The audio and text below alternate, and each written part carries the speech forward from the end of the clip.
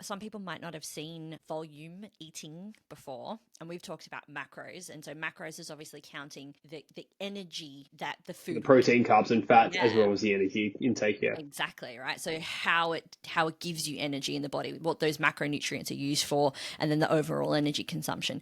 But volume is really cool. What's volume eating? Well, it's just like, for example, like if you want to eat like basically, because you want it like the trick, for lack of a better term, is if you're used to eating a lot and you're used to eating a lot of like ultra processed foods or foods that don't really satisfy you, if you start eating vegetables and like leafy vegetables specifically, they're gonna fill you up. Or anything with a lot of fiber, leafy vegetables, like I guess per gram don't have as much fiber as maybe some other things. But like if you eat a whole sweet potato, like a decent sized one, like 250 gram, that's gonna leave you feeling really full, and it's really fucking delicious too, right? You roast that, put like a small drizzle of honey on it. You don't even need that because like if you roast it, it brings out the sweetness. But you're eating a lot of volume, like 250 grams of food on one of your vegetable, like one vegetable. That's a lot. That's three of your serves as well, by the way. Like, but then like if you want to add lots of volume, shred cabbage and stuff.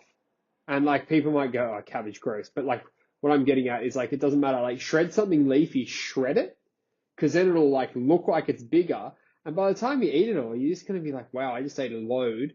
And you'll find that you're starting to eat healthier.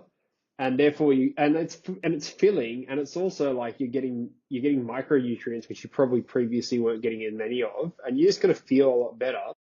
And like that satisfaction, I think there is this thing too, like where if you're not healthy as such with your eating and then you start to become healthy, I think there is a really nice satisfaction to that. Like to know that you're feeding your body better because like, let's face it, life's very stressful. Like work for most people is a horrible stress, which it shouldn't be. But anyway, that's not what we're talking about today. But like, yeah, like the way people are treated at work and stuff, like so, like, eating is very closely linked to your mental health. Your gut bacteria diversity is very linked to your mental health. Like, I was listening to something the other day with Osher Ginsberg. He was talking to like a gut health expert, and he was saying that people with like anxiety, depression, and stuff, when they're at their worst, particularly, you study their gut bacteria, the diversity is shot to shit. Whether or not it's their diet or not, but if they eat better, it helps improve their mood.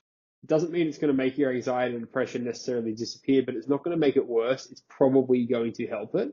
So things like that, like to me, are like mind blowing because like it's like I'm somebody who has issues around that, like complex PTSD, anxiety, depression for other reasons. But as well, that's part of healthy eating for me is like I'm like, well, this is going to give me the best chance of not suffering from those symptoms because when those symptoms are bad, it's fucking horrible. And so it's really like to me, it's super important to feed it to like to feed myself well to try and help myself not go through things, and also just like as I said, I've had a lot of injuries and stuff for various reasons. So if I'm not feeding myself well, then like I don't think it's going to be a better outcome.